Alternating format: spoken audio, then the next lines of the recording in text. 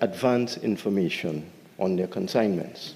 But notwithstanding all of that, the working hours have been extended at the transit sheds to 11 p.m.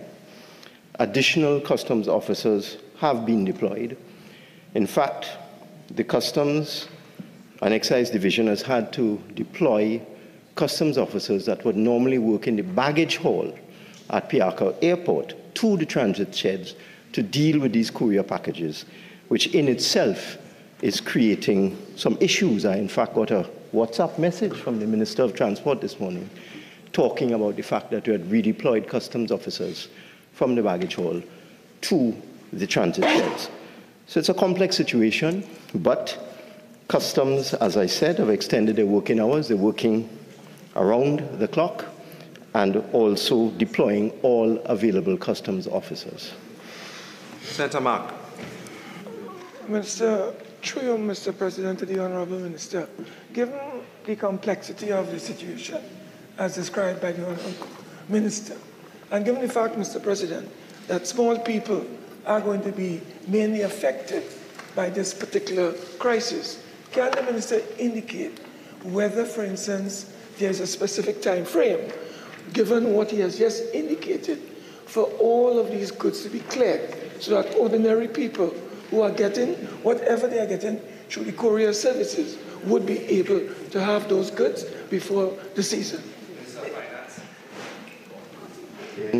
Again, there needs to be a proper understanding of the magnitude of the situation. We are talking about 150,000 packages expected during this month, perhaps more.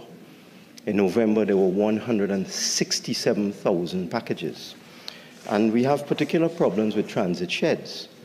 One transit shed was closed down because its security systems were totally non-functional, and unknown persons broke in, tampered with packages, and removed items which we suspect are illegal items such as guns and ammunition. That is one transit shed.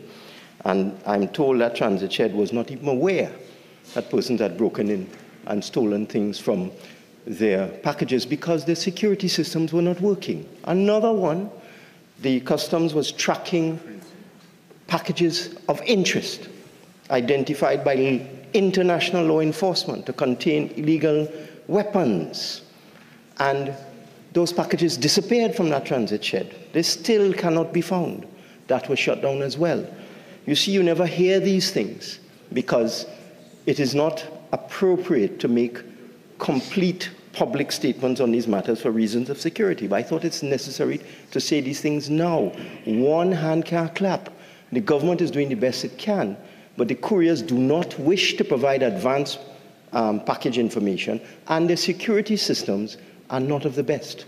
So we are trying our best, but understand you're dealing with 150,000 packages, some of which could contain arms and ammunition.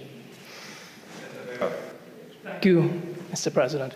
Minister, one can anticipate that more use is going to be made of these Amazon purchases. So can we equally anticipate that Customs will look to expand on those facilities, the transit sheds, and increase the manpower as we go along? Minister.